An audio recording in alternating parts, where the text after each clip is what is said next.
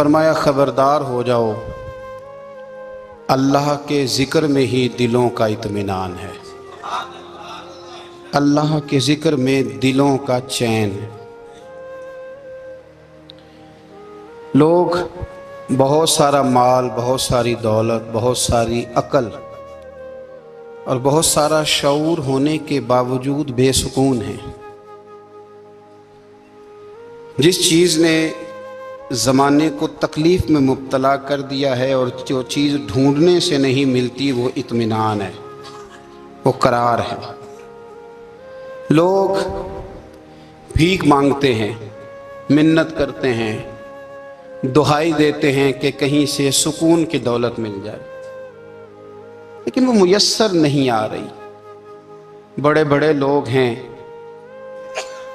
और मैं अर्ज़ कर चुका हूँ कि मालदार भी हैं और अक्लमंद भी हैं, बाशऊर हैं, पढ़े लिखे हैं, पर कल्बी सुकून, राहत, इत्मीनान, चैन उन्हें मुयस्सर नहीं आ रहा। रातें जाग कर गुजर जाती हैं, दिन आजमाइश में बीत जाता है। वो कभी उसके लिए ठंडे इलाकों का सफ़र करते हैं, कभी दोस्तों की मजलिसों में जाकर के बैठते हैं, कभी घर से दूर अकेले में तन्हाई में वक्त गुजारने की कोशिश करते हैं, लेकिन दौलत सुकून नापैद होती है, मुयस्सर नहीं आती। अर्श का रब फरमाता है, क्यों तू भटकता फिरता है, क्यों दाएं बाएं जाता है, चुप करके मस्जिद आ जा और लोगों से बच के तन्हाई में मेरा जिक्र कर। अल्लाह मिलेगा क्या? फरमाया आला बिज़िक्रिल्लाह तत्मइन्नुल कुलूब, मैं तेरे बेचैन दिल को चैन अता कर दूंगा। वो तेरा तड़पता और फड़कता हुआ मिजाज, उसे मैं सुकून की दौलत दूंगा। ये तुझे कहीं और नहीं मिलेगा, ये मेरी याद में मिलेगा। ये चैन, करार, सुकून तुझे यहीं मुयस्सर आएगा। इत्मीनान कल्बी जिंदगी का हुस्न है भाई। दौलत सुकून असल है। बड़े ठंडे कमरे में कुछ लोगों को नींद नहीं आती, और दादा साहब रहमतुल्लाह अलैह आप जाएं तो दोनों सड़कों के बीच जो फुटपाथ है ना, उस पर भी कुछ लोग सोए होते हैं। उधर से भी गाड़ियां गुजरती हैं, इधर से भी गाड़ियां गुजरती हैं, लेकिन बस नींद है ना, अल्लाह का फजल है, उसने दे दी है, आने वालों को आ गई है। इत्मीनान कल्बी, मेरा मुआशरा बेसुकून है, बेकरार है। मुझे कुछ लोग कहते हैं जी मैं आजकल बड़ा बोर हो रहा हूँ, तो मैं कहता हूँ यार हमें तो टाइम ही नहीं मिला आज तक बोर होने का, नहीं वक्त ही नहीं इतना मुयस्सर आया। कौन सा टाइम निकाले जिसमें बंदा बोर हो? वो तो है कि इंसान कुछ फारिग हो, कहीं उसके पास गुंजाइश हो तो बोर भी हो ले। कैसे बोर हो लेते हो? ये क्या होता है बोर होना? जिंदगी में इतना वक्त ही कहाँ है कि इंसान बोर होता फिरे और ये तसव्वुर बनाता फिरे कि मैं बड़ी आजमाइश में हूँ, तो मैं बड़े बोर हो रहा हूँ, तो मैं बड़ी तकलीफ में हूँ। तो वक्त बहुत ज़्यादा है हमारे पास, लायानी कामों में ज़ाया बड़ा होता है, तो हम बोर होते हैं, परेशान होते हैं। अल्लाह फरमाते हैं ये जो मेरी याद है ना, लेकिन उसका भी एक तरीका है याद का। उस तरीके से अगर मेरे रसूल करीम अलैहिस्सलाम ने फरमाया अल्लाह का जिक्र इस तरह करना कि देखने वाला तुम्हें दीवाना समझे, लोग समझें कि कोई मजनून है, कोई जुनूनी है, कोई पागल है। यहाँ अल्लाह ताला माफ़ करे, आप जिक्र की मजलिस छेड़ें, आप नाज शरीफ की मजलिस छेड़ें तो बहुत सारे लोग प्रोफेसर बन जाते हैं, वो सारी नहीं हिलाते, उनकी ज़ुबान ही हरकत में नहीं आती। हालांकि रब करीम का जिक्र इस तरह करो कि देखने वाला तुम्हें दीवाना समझे, कहीं और खोने की ज़रूरत ही नहीं। मेरे हबीब गोया हमें फरमाते हैं तो रब के जिक्र में इस तरह खो जा कि तुझे दुनिया का ख्याल ही ना रहे, तुझे फिर दुनिया की होश न रहे। लेकिन अगर नमाज में भी ख्याल गैर आए, जिक्र में भी तवज्जो कहीं और हो, जिंदगी में वो अजीब लम्हा था, वो मेरे साथ था और मैं तन्हा था। अगर माहौल ये हो कि आप कहीं जिस्म के साथ तो मौजूद हों, रूह मौजूद ना हो, तो फिर लज्जत जिक्र भी मुयस्सर नहीं आती, फिर कैफ नहीं हासिल होता। याद रखें कि इस तरह खो के रब की याद कहाँ से कैफ आएगा? उलझ ही पड़ा गए हैं। वो मस्ती, वो सुरूर, वो कैफ जो अल्लाह के जिक्र में होता था, जो کبھی مرشد کامل کے سامنے بیٹھ کر لوگ اللہ اللہ کرتے تھے تو لگتا یہ تھا کہ یہ یہاں ہیں ہی نہیں، یہ تو کہیں اور چلے گئے ہیں، یہاں موجود ہی نہیں۔ لیکن اب وہ موج نہیں، وہ شوق نہیں، وہ درد نہیں، وہ ذیل نہیں۔ اقبال تڑپ کے کہا کرتے تھے خیرت کی گتھیاں سلجھا چکا ہوں، یا رب مجھے صاحب جنوں کر دے، اللہ مہربانی فرما، وہ کیفیت دے، وہ سرور دے۔ زندگی میں اگر اطمینان چاہتے ہو تو کبھی کبھی سب کچھ بھول کے نا تو مست ہو جایا کرو رب کی یاد میں۔ کبھی کبھی چھوڑ دیں دنیا، چھوڑیں یار موبائل، کسی وقت کریں اس کو بند، چھوڑیں اس بات کا خیال کہ فلانے نے سلوٹ کیا ہے کہ نہیں کی، چھوڑیں۔ حضرت باجزید بستامی رحمت اللہ تعالیٰ علیہ فرماتے میں نے اعتکاف کبھی اپنی مسجد میں نہیں کیا، یہ کہ سارے ہی ہاتھ چومنے والے، سارے ہی پیار کرنے والے۔ فرماتے میں جب اعتکاف کرتا تھا تو میں بستام سے دور نکل جاتا تھا جہاں کوئی مجھے جاننے والا نہ ہو۔ اٹھ بلیا چل اوتھے وسیے جتھے وس دینی سارے ینے، نہ کوئی ساڈی ذات پچھانے تے نہ کوئی سانو مننے، چل ادھر چلیں۔ اٹھ بلیا چل اوتھے وسیے جتھے وس دینی سارے ہی انے، نہ کوئی ساڈی ذات پچھانے تے نہ کوئی سانو۔ اتنا شوق ہے سلوٹ کرانے کا، اتنا شوق ہے تعارف کرانے کا، اتنا شوق ہے اپنا بتانے کا، تو یہ چیز غلبہ کر جاتی ہے، پھر نام رہ جاتا ہے، روح نہیں رہتی، پھر وجود رہ جاتا ہے، پھر باطن کی کیفیت نہیں رہتی۔ خدا را اپنے آپ کو بے چین نہ کرو، بے قرار نہ کرو، بے سکون نہ کرو، رب کی یاد میں آ جاؤ، درود و سلام میں آ جاؤ، نعت کے حسن میں آؤ، تلاوت کی دنیا میں آؤ، سجدوں کے نور میں آؤ۔ آؤ کبھی کھول کے دل مسجد کی صفائیاں کریں، آؤ نہ کبھی کوئی بوڑھا، دادی، نانی، دادا ان کے پاس بیٹھ کے پیر دبا کے اللہ کو راضی کریں۔ یہ کیف والی جگہ ہیں، یہ سرور والی جگہ۔ اتنی بے چین ہماری زندگی ہے، بے قرار ہے، تڑپتے ہوئے لوگ، لڑتے ہوئے لوگ، ایسے لگتا ہے ابھی ایک دوسرے کا گریبان تھام لیں گے، بے قرار، بے چین۔ کسی کو انتظار کا کہا جانا کہ 10-20 منٹ کسی کا انتظار کرو تو بعض لوگ مجھے ایسے لگتا ہے جیسے یہ ان کا کلیجہ پھٹ جائے گا، ڈاکٹر کے انتظار میں بیٹھے ہیں تو بڑے پریشان ہیں۔ کسی کو ملنے گئے ہیں کو آدھا گھنٹہ بیٹھنا پڑ گیا تو بڑی دقت میں ہیں۔ اپنے آپ کو سکون دیں۔ آپ یقین کریں بڑا مزہ آتا ہے، کبھی کسی کا انتظار کرنا پڑے تو 2-4 تسبیح درود شریف پڑھی جاتی ہے، یعنی ذوق بن جاتا ہے کہ چلو اللہ نے موقع دیا ہے، کوئی سرکار کو یاد کر لیں، تنہائی مل گئی۔ ہمارا مزاج جس سختی کا شکار ہے وہ سختی آہستہ آہستہ ہمیں زیادہ آزمائش میں ڈال گئی۔ تو میرے بھائی زندگی میں اطمینان حسن ہے، اور وہ سب سے زیادہ اللہ کی یاد میں ملتا ہے، وہ سب سے زیادہ رب کریم کے ذکر میں۔ سب سے زیادہ جو چاہتا ہے نا دل ٹھنڈا رہے، زبان میٹھی رہے، وہ مدینے والے محبوب پہ درود و سلام پڑھا کرے، وہ حضور پہ درود و سلام پڑھا کرے، زبان میٹھی رہے گی۔ میرا ذاتی تجربہ ہے کہ جو آدمی اپنے اخلاق سنوارنا چاہے وہ حضور پہ درود شریف پڑھے، جو اپنے اخلاق سنوارنا چاہے، طبیعت کو ٹھنڈا رکھنا چاہے، وہ درود شریف پڑھے، اس کا دل سکون میں آئے گا۔ کچھ کام اور ہیں زندگی میں اطمینان کے لیے، ان کا ہونا بھی بڑا ضروری ہے۔ سب سے پہلے اگر آپ چاہتے ہیں نا زندگی میں سکون ہو تو حقیقتوں کا سامنا کرنا سیکھیں، آپ جو ہیں وہ رہنا سیکھیں، جو آپ نہیں ہیں وہ بننے کی کوشش نہ کریں۔ حقیقت کا سامنا کرو گے تو زندگی اطمینان میں آ جائے۔ ہم نے نا بہانے بنا لیے ہیں، ہیلے بنا لیے، جھوٹ کے سہارے اپنے آپ کو اونچا کر لیا۔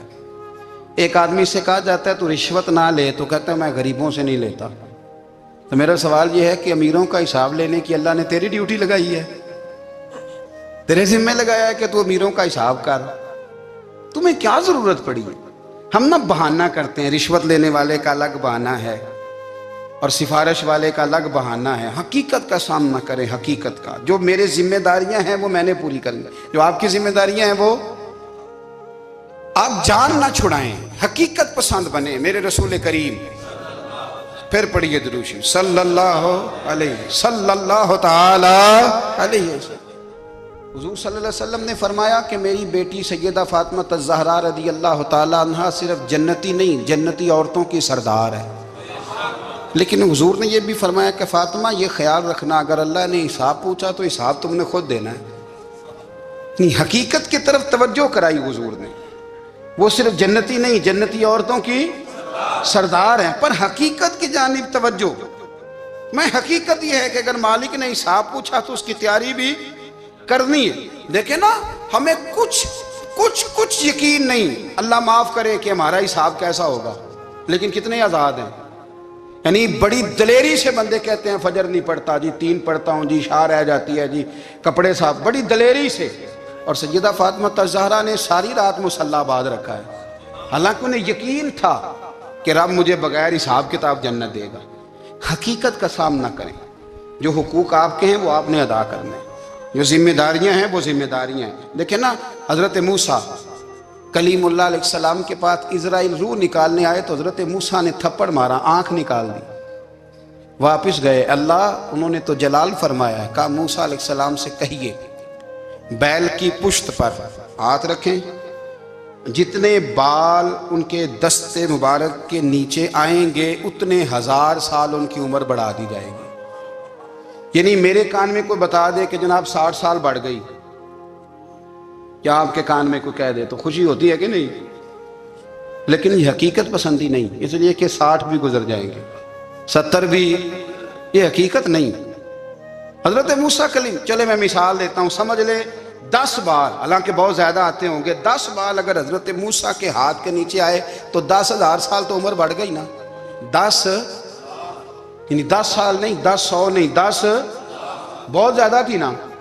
تو حضرت موسیٰ کلیم اللہ علیہ السلام سے آ کے عرض کیا گیا، حضور بیل کی پشت پر ہاتھ رکھیں، جتنے آپ کے ہاتھ کے نیچے بال آئیں گے اتنے 1000 سال عمر بڑھ جائے گی۔ تو حضرت موسیٰ نے حقیقت پسندی والی بات کی، فرمایا پھر کیا ہوگا؟ 10,000 سال کے بعد پھر کیا ہوگا؟ کہا حضور جانا تو پھر بھی ہے، فرمایا پھر ابھی چلتے ہیں۔ اگر جانا ہے نا، جانا ہے تو پھر، اگر جانا ہے تو پھر ابھی۔ اور سجنوں، اگر نماز پڑھنی ہے تو ابھی کیوں نہیں؟ اگر داڑھی رکھنی ہے تو پھر رمضان کا انتظار کیوں کریں، ابھی کیوں نہیں؟ اگر سچ بولنا ہے تو پھر، اگر رزق حلال کھانا ہے تو پھر انتظار کا ہے گا۔ حقیقت ہوتی ہے، بہانہ ہوتا ہے، حقیقت چھپ نہیں سکتی بناوٹ کے اصولوں سے، کیونکہ خوشبو آ نہیں سکتی کبھی کاغذ کے پھولوں سے۔ یہ بات یاد رکھیں، اگر جانا ہے تو حضرت کلیم فرمانے لگے پھر 10,000 سال کے بعد بھی جانا ہے تو آج بھی۔ ہمیں بے قراری زندگی میں اس لیے کہ ہم حقیقت پسند نہیں، ہم بہانوں میں، ہم ہواؤں میں جیتے ہیں، ہواؤں میں، خیالات میں زندگی گزارتے ہیں۔ بڑا ٹائم پڑا ہے، مثلاً کتنا میرے رسول کریم صلی اللہ تعالیٰ علیہ وآلہ وسلم نے ایک دن صحابہ سے فرمایا تمہیں حیا نہیں آتی؟ حضور کیا ہوا؟ فرمایا وہ والے مکان بناتے ہو جن میں تم رہ نہیں سکتے، وہ والا مال جمع کرتے ہو جو کھا نہیں سکتے، حیا نہیں آتی؟ عرض کی حضور حکم کریں تو محبوب فرمانے لگے جوتے کا ایک تسمہ بند کرتا ہوں تو سوچتا ہوں دوسرا بند کرنے سے پہلے موت آ جائے گی، ایک سانس اندر جاتی ہے تو دوسرا آنے سے پہلے میں یاد کرتا ہوں کہ مجھے دنیا سے جانا ہے۔ تمہیں حیا نہیں آتی؟ وہ مکان بناتے ہو جن میں رہ ہی نہیں سکتے، وہ مال جمع کرتے ہو جو کھا۔ حقیقت پسند نہیں بھائی ہم۔ بہت سارے لوگ ہیں بڑی باتیں سناتے ہیں، بڑی، میں کہتا ہوں اصل میں نا زیادہ باتیں سنا کے نا بیچارہ اپنے آپ کو مطمئن کرنا چاہتا ہے، اصل بات یہ ہے کہ اندر سے نا ہلا ہوا ہے، کچھ بھی نہیں، بڑا زیادہ ہنستا ہے اور مجھے لگتا ہے کہ کوئی گہرا زخم چھپا رہا ہے۔ اس لیے ملمہ سازی، حقیقت پسند بنو، حقیقت پسند۔ یاد رکھنا، من ترک صلاۃ متعمدا فقد کفر، میرے رسول نے حقیقت بیان کی، فرمایا جس نے ایک نماز بھی جان بوجھ کے چھوڑی اس نے رب کے رب ہونے کا انکار کیا، اس نے کفران نعمت کیا۔ یہ حقیقت ہے، کوئی کلیریفیکیشن نہیں، کوئی وضاحت نہیں۔ جو نماز نہیں پڑھتا، جھوٹ بولتا ہے، غلط بیانی کرتا ہے، جو شخص رزق حرام کما کے کہتا ہے کہ اس کے بغیر گزارا نہیں چلتا، وہ جھوٹ بولتا ہے۔ اس لیے کہ رب فرماتا ہے جب تجھے پیدا کیا ہے تو تیرا رزق میرے ذمہ ہے۔ اللہ فرماتا ہے کہ لا یکلف اللہ نفسا الا وسعہا، میں کسی پر وہ بوجھ نہیں ڈالتا جو اٹھا نہ سکے۔ نماز فرض کیا اس کا مطلب ہے ہم پڑھنے کے قابل ہیں، اس نے ہمارے ذمہ داریاں لگائی ہیں تو مطلب یہ ہے کہ ہم ذمہ داریاں ادا کرنے کے قابل ہیں، ورنہ وہ کہتا ہے میں وہ بوجھ ڈالتا ہی نہیں جو تجھ سے اٹھایا نہ جائے۔ اگر چاہتے ہو کہ زندگی میں اطمینان ملے تو خدا را حقیقت پسندوں والی زندگی گزارو. یہ فضاؤں میں زندہ رہنا، ہواؤں میں اللہ بڑا معاف کرنے والا ہے، اللہ بڑا کریم ہے، معاف کر دے گا، تو بھئی یہ بات صحابہ کو بھی پتا تھی، یہ اہل بیت کو بھی خبر تھی، تو وہ تو ایک ایک بات کا لحاظ کرتے تھے.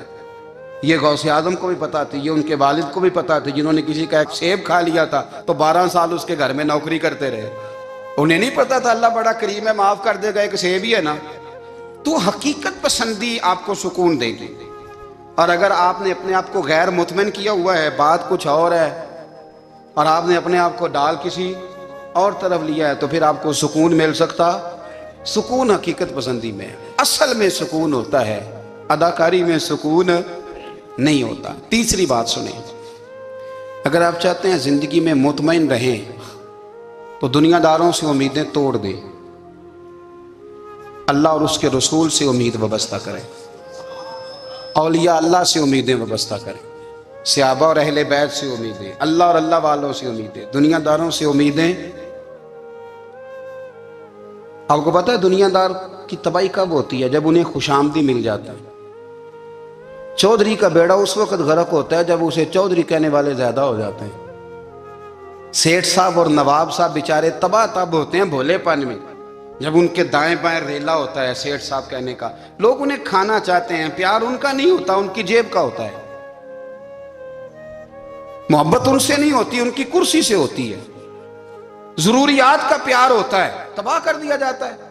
ہماری ساری توقعات دنیا داروں سے وابستہ ہو گئی ہیں. ناراض نہ ہونا، پیروں نے، مولویوں نے، درویشوں نے، انہوں نے بھی سیٹ رکھے ہوئے جلسوں کی صدارت کرانے کے لیے. یعنی مذہبی جلسہ ہے، اس میں بہت زبردست پڑھے لکھے صاحب تقوی عالم کا خطاب ہے، اور کی صدارت وہ بندہ کر رہا ہے جس نے عشاء کی نماز بھی نہیں پڑھی. وہ بندہ صدارت کر رہا ہے، کیوں؟ اس لیے کہ اس نے ₹1,00,000 دیا محفل میں. خدا را دنیا داروں سے امیدیں چھوڑ دیں، ورنہ آپ کمزور پڑ جائیں گے، آپ کی امیدیں ٹوٹیں گی. کتنا کمزور ہے وہ شخص جو 2-4 ہزار کے لیے کسی بندے کی چاپلوسی کرتا ہے، اس کے پیچھے بھاگتا ہے، خوش آمدیں کرتا ہے تھوڑے سے نوٹوں کے لیے. دکھ سکھ میں کام آئے گا اس کام کے لیے. میرے رسول کریم علیہ السلام نے فرمایا، جس نے بندوں کو راضی کرتے کرتے رب کو ناراض کر دیا، اس کی دنیا بھی گئی اور آخرت بھی گئی. اور فرمایا جس نے بندوں کی پرواہ نہیں کی، اللہ کو راضی کیا، فرمایا اگر رب راضی ہو گیا تو لوگوں کے دلوں میں بھی محبت پیدا فرما دے گا. کیا ضرورت ہے خوشامد کرنا دنیا داروں کی، سیٹوں کی، نوابوں کی، چاپلو. اور میں آپ کو ایک بات بتاؤں، ہوتا پتہ کیا ہے؟ یہ جو حب جا اور حب با ہوتی ہے نا، اس سے پیٹ نہیں بھرتا. آپ کو اگر خوشامد کرنی ہے تو پھر آپ کو ساری زندگی کرنی ہے. پھر ان کو بھی پتہ ہوتا ہے کہ تعلق کس بنیاد پر ہے، اس میں کبھی بھی خلوص پیدا نہیں ہوتا. آپ بے چین رہتے ہیں، بے قرار رہتے ہیں، آپ کو تکلیف رہتی ہے ہمیشہ. کبھی بھی دنیا داروں سے امیدیں وابستہ نہ کریں. ایک بات سنیں بڑی شاندار، امام غزالی نے لکھی ہے. امام غزالی فرماتے ہیں کہ ہارون الرشید نہ حج کر کے واپس آیا بغداد میں، تو کونے میں حضرت بہلول دانا بیٹھے تھے. رش بہت تھا، مجمع بڑا تھا.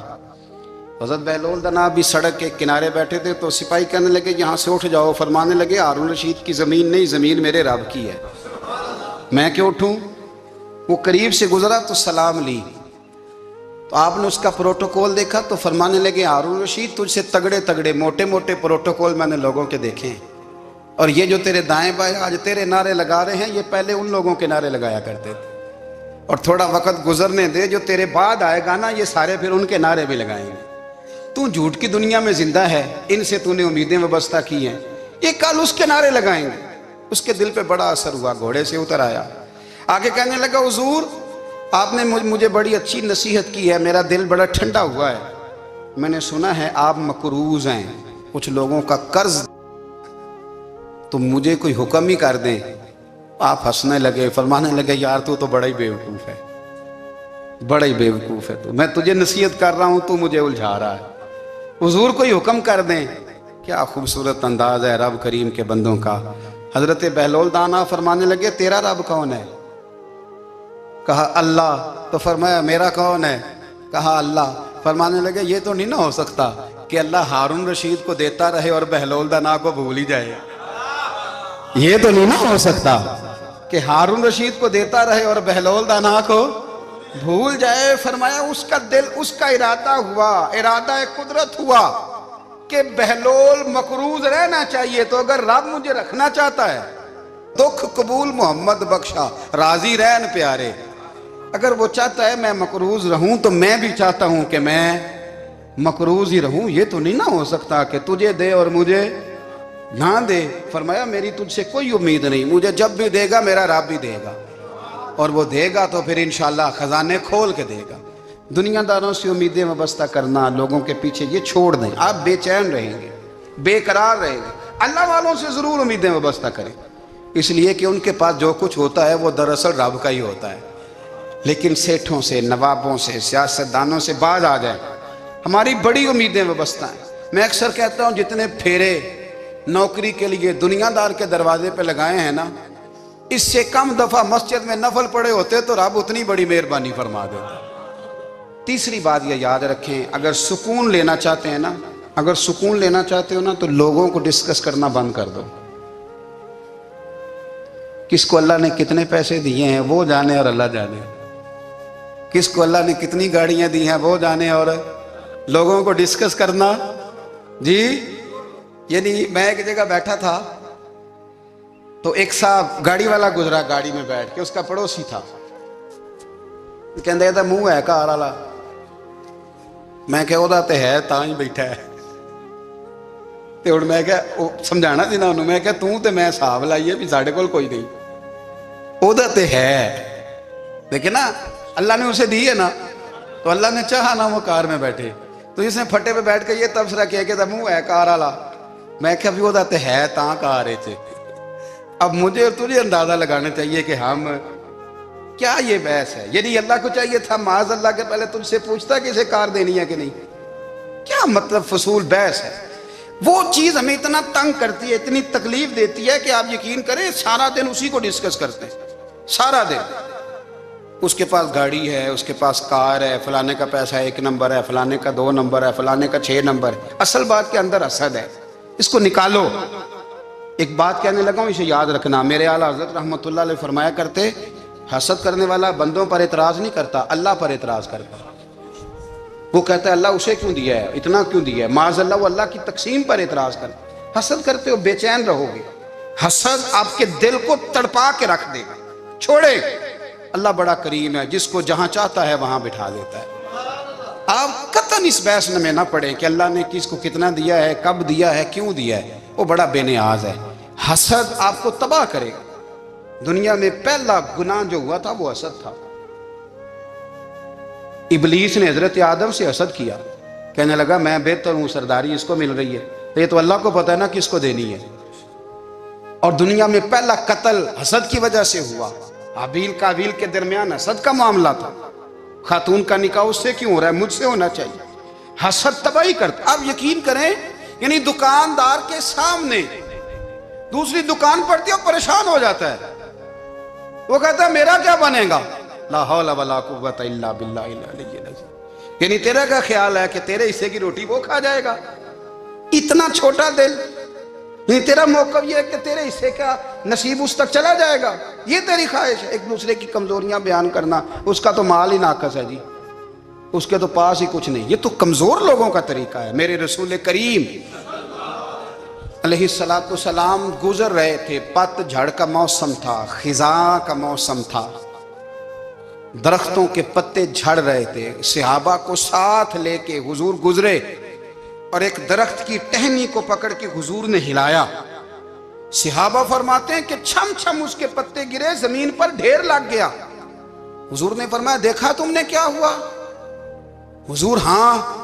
فرمایا کتنی تیزی سے پتے جھڑے ہیں، صرف تنا رہ گیا ہے اور خالی ٹہنیاں رہ گئی ہیں، کوئی حسن بچا ہے؟ حضور نہیں۔ تو نبی کریم فرمانے لگے جو حسد کرتا ہے نا اس کی نیکیاں بھی اسی طرح جھڑ جاتی ہیں، اسی طرح۔ اور ایک جگہ حضور فرمانے لگے جس طرح راکھ لکڑی کو آگ کھا جاتی ہے، جس طرح لکڑی کو آگ جب آگ کھا جائے تو پھر لکڑی کو لکڑی نہیں کہا جاتا، راکھ کہا جاتا ہے، کوئلہ کہا جاتا ہے، اس کی اصل باقی یعنی اسے کھائی جاتی ہے۔ تو حضور علیہ الصلوۃ والسلام فرمانے لگے جس طرح آگ لکڑی کو کھا جاتی ہے، فرمایا اسی طرح حسد نیکیوں کو کھا جاتا ہے، نیکیاں رہتی نہیں۔ حسد کرنے والے کے پاس نیکیاں یعنی ان کی اصل شکل موجود، کبھی بھی حسد نہیں کریں۔ اللہ کی تقسیم ہے، جس کو چاہے جب چاہے جتنا چاہے عطا کرے۔ اور چوتھی بات میرے بھائی، کبھی بھی بغض نہ پیدا کریں۔ بغض والے لوگ بے سکون رہتے ہیں۔ بہت ساری کمزوریاں ہمارے اندر ہوتی ہیں نا، پھر اللہ ہماری روزی تو نہیں نہ بند فرماتا، یہ تو نہیں کہتا کہ زمین سے نکل جاؤ۔ اگر یہی والا معاملہ ہو جو ہمارا ہے کہ شادی پہ اس نے میرے ساتھ برا سلوک کیا تھا، اب ساری زندگی بغض رکھنا ہے، اگر یہی معاملہ فرشتے اللہ کی بارگاہ میں کہیں کہ یا اللہ اس نے فلانے دن شراب پی تھی، اب اس کو زمین میں نہیں رہنے دینا، نظام زندگی چلے گا؟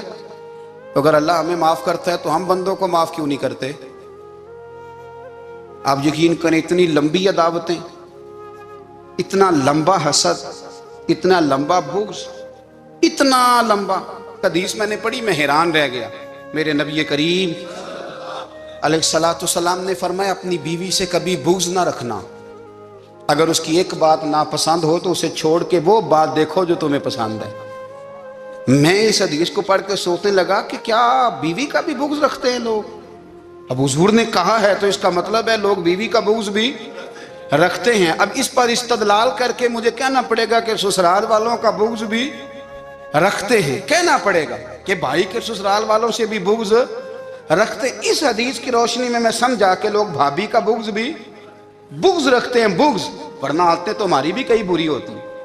اگر عادات ایک وجہ بنے اختلاف کی تو عادتیں تو ہماری بھی کئی بری ہیں، لیکن ہم اپنی بری عادتوں سمیت اپنے آپ سے پیار کرتے ہیں، اور سامنے والے کی ایک بھی عادت بری ہو تو اس سے بغض رکھتے ہیں۔ بغض نہ پیدا کریں۔ میرے نبی پاک علیہ الصلوۃ والسلام نے فرمایا کچھ چیزیں تمہارے دین کو مونڈ ڈالیں گی، تباہ کر دیں گی، کاٹ دیں گی۔ حضور کون سی؟ فرمایا حسد، تکبر اور بغض، یہ تمہارے دین کو تباہ کر دیں۔ ہم بے چین اس لیے ہیں کہ ہم نے بہت سارے لوگوں کا بغض پالا ہوا ہے، اور ہر فیلڈ میں سیاستدان نے سیاستدان کا، ذاتیات پر اتر کے بات کرتے ہیں، معزز ترین لوگ، تاجر نے تاجر کا، اللہ ماشاءاللہ بعض جگہ پہ اہل علم بھی ایک دوسرے سے عداوت رکھتے ہیں۔ خدا را دل رب کریم کے آنے کا ٹھکانہ ہے، یہ صاف ہوگا تو اس میں رب رسول کے جلوے ہوں گے، اگر اس میں عداوت ہو، اس میں بغض ہو، اس میں کینہ ہو، نفاق ہو۔ سنیں میرے رسول کریم حضرت ابوبکر صدیق رضی اللہ تعالیٰ عنہ کہتے ہیں میں رو ہی پڑا۔ مکہ فتح ہوا نا تو اکرمہ بن ابو جہل نے پیغام بھیجا کہ میں نا کلمہ پڑھنے کے لیے آ رہا ہوں۔ بات لمبی ہے، میں موضوع پہ رہنا چاہتا ہوں۔ کہتے ہیں جب وہ آنے لگا نا تو نبی پاک نے ہم سب کو بلایا، ہم حاضر خدمت ہوئے تو حضور فرمانے لگے کہ اس کے باپ نے نا بڑا ظلم کیا ہے ہمارے ساتھ، ابو جہل نے بڑا ستایا ہے، بڑی تکلیف دی ہے۔ آپ مجھے بتلائیں کہ وہ ایک دفعہ کسی شادی پہ بحث ہوتی ہے بیوی کے بھائی کے ساتھ، پھر ساری زندگی اس بیچارے کو معافی، وہ 10 دفعہ گھر آتا ہے معافی مانگنے پر سوال ہی نہیں پیدا ہوتا، میں ہو مجھے ہی کہہ دیا، یعنی پھر مجھے ہی کہہ دیا آپ نے، اور میری شان میں بے ادبی، اور پھر میں معاف کر دوں؟ توبہ توبہ توبہ، یہ کیسے ہو سکتا ہے؟ میری ناک نیچی ہو جائے گی، اور آپ نے مجھے کہہ دیا، سوال ہی نہیں پیدا ہوتا۔ اور یہ رونا میں اکثر ہوتا ہوں کہ شادی والے دن داماد صاحب کا زیادہ دماغ خراب ہوتا ہے۔ جب چھوٹی سالی کی شادی ہوتی ہے نا، اس دن اس کو بخار چڑھتا ہے، کوئی اس کو کان میں کہتا ہے تیری عزت نہیں کر دے، اس دن اس کا دماغ خراب ہو جاتا ہے، بچے اٹھا کے نکل آتا ہے، وہ بیچارہ سسر منتیں کر رہا ہوتا ہے کہ تیری مہربانی آ جا، یہ عزت کرا رہا ہے۔ تو میں نے کہا احتجاج کر کے جو عزت کرائی جاتی ہے وہ عزت نہیں ہوتی۔ ہاں یہاں مانگ کے عزت لیتے ہیں لوگ، یا احتجاج کی کوئی عزت ہے؟ آپ کے اندر کمالات اتنے ہوں کہ آپ کی عزت کرنے کو دل چاہے، یعنی مزہ آئے، یعنی لطف آئے، یعنی آپ دور بیٹھے ہوں تو کسی کا دل کرے آپ کو اسٹیج پہ بلانے کے لیے۔ یہ کیا بات ہوئی کہ چھائے جانا اور بھاگ کے آگے جانا؟ ان سے نکلیں۔ اکرمہ بن ابو جہل کلمہ پڑھنے کے ارادے سے آ رہے ہیں، حضور علیہ السلام نے صحابہ کو بلایا، کتنی زیادہ عداوت رکھی جا سکتی تھی؟ معاذ اللہ، کب سے وہ چلا تھا ظلم کرنے، اور اس کے بعد اس کا بیٹا شروع ہو گیا. کتنی باتیں تھیں جو ناقابل معافی تھیں، پر کریم رسول نے ہمیں بتلایا ہے کہ سکون والی زندگی کہتے کس کو ہے. جب سب لوگ جمع ہو گئے تو حضور نے فرمایا بھئی وہ کلمہ پڑھنے آ رہا ہے، اس کے باپ نے ظلم بڑے کیے ہیں، پر میری نصیحت یہ ہے کہ اس کے سامنے اس کے باپ کو برا نہ کہے. خبردار کوئی اس کے سامنے کوئی بات نہ کرے. اب وہ کلمہ پڑھنے آ رہا ہے، مطیع ہو کے آ رہا ہے، بان کے آ رہا ہے. کہتے ہیں اللہ کے رسول نے نا کافی دیر تک خطبہ دیا، بریفنگ دی، بات سمجھائی. جناب صدیق اکبر کہتے ہیں میں رو پڑا. ایک صحابی مجھے کہنے لگے تمہیں کیا ہوا؟ تو میں نے کہا میں مصطفیٰ کی رحمت پہ رو رہا ہوں. دیکھو کن کے لیے حضور گراؤنڈ بنا رہے ہیں، دیکھو کن کے لیے حضور تیاری کر رہے ہیں، جنہوں نے ساری زندگی دشمنی کی. خدا را یہ اندر سے عداوتیں نکال پھینکو. او بھائی اتنا تو لمبا ٹائم ہی کوئی نہیں، اتنا تو وقت ہی کوئی نہیں، اس کو صاف رکھو. بندہ کوئی کر بھی گیا تو کوئی حرج نہیں. چنگی مندی سجنا کولوں 100 واری ہو جاندی، یار یاراں دا گلا نہیں کر دے. اصل پریت یار یاراں دا جڑا گلا کردا جے یار نہیں جی ہوندا. ہاں پکی بات، پکی پیڑی. میرا ایک سنگی مجھے آ کے آنے لگا فلانی جگہ بندہ یہ بات کر رہا تھا. میں کہ تو اوتھے ہی سے سوندا سے تم ہی نال ہی سے. میرا تو سجن بات سن ہی نہیں سکتا. چنگی مندی سجنا کولوں 100 واری ہو جاندی، یار یاراں دا گلا نہیں کر دے. اصل پریت جنہ دی. ہاں جو بندے پھر ہوتے اس طرح کے ان کے لیے بھی میاں صاحب نے کہا ہے، ان کے لیے بھی میاں صاحب نے کہا ہے، ان کے لیے بھی آپ نے بات ارشاد فرمائی ہے. آپ نے فرمایا چنگا ہویا لڑ نیڑیوں چھٹا، کتے عمر نہیں لنگی ساری. بے قدران دی یاری کولوں توبہ لکھ لکھ باری. او چنگا ہویا لڑ نیڑیوں چھٹا، کتے عمر نہیں لنگی ساری. جو اس طرح کا تھا نا شکوے کرنے والا، بغض رکھنے والا. فرمایا بے قدران دی یاری کولوں توبہ، یعنی لاکھ تے لاکھ کنے ہو گئے، یعنی 2 لاکھ باری توبہ کی تھی انہوں نے، گنی نہیں جا سکتی جتنی میاں صاحب نے توبہ کر دی. بے قدرے دوست، بے قدران دی یاری کولوں توبہ لکھ لکھ باری. چنگا ہویا لڑ نیڑیوں چھٹا، کتے عمر نہیں لنگی ساری.